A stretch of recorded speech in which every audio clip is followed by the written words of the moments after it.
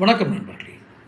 அடுத்த தலைமுறையை புரிந்து கொள்வதில், அடுத்த தலைமுறை வாக்காளர்களை புரிந்து கொள்வதில் திமுகவில் ஒரு மிகப்பெரிய பொதுவெளி அதாவது இடைவெளி இருக்கிறது.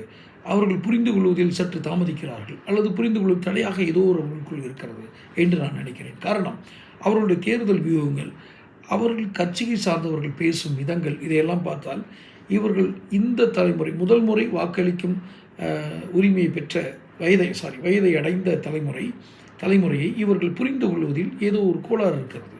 அதனால தான் அடுத்த தலைமுறை புரிந்து கொள்ளாமலேயே இவர்கள் கடந்து செல்கிறார்கள்.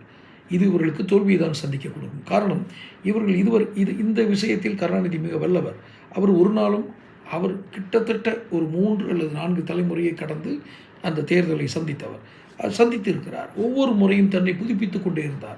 அடுத்த தலைமுறை அறிந்து கொள்வதில் அவர் திறமை உள்ளவராக இருந்தார். ஆனால் இப்போது இருக்கும் முதல்வருக்கு, அந்த கட்சியின் தலைவருக்கு அந்த போதாமை இருக்கிறது என்று நினைக்கிறேன். அதனால்தான் மிக மிக பழமையான சித்தாந்தங்களை, கொள்கைகளை இன்றும் பிடித்து கொண்டு இதுவே தான் நம்மளை காப்பாற்றும், புதிய கொள்கைகள் நம்மளை காப்பாற்றுமா இல்லையா என்று தெரியாது என்று அவர்கள் ஒரு தவிப்பில் இருக்கிறார்கள். ஒரு புரியாத உலகுக்குள் இருப்பதாகவே நான் உணர்கிறேன்.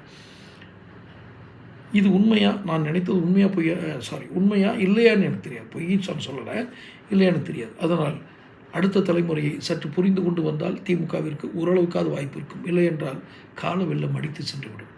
அத்தனை வலிமை குன்றியதா 75 வருடம் அனுபவம் கொண்ட கட்சி என்று நீ நினைக்கலாம். இல்லை, உங்களிடம் அந்த தடை இருக்கிறது. புதிதாக கற்றுக்கொள்வதை தடுப்பது உங்களுக்குள் இருக்கும் ஆணவம். மூத்த நிர்வாகிகள், அமைச்சர்களிடம் இருக்கும் ஆணவம்.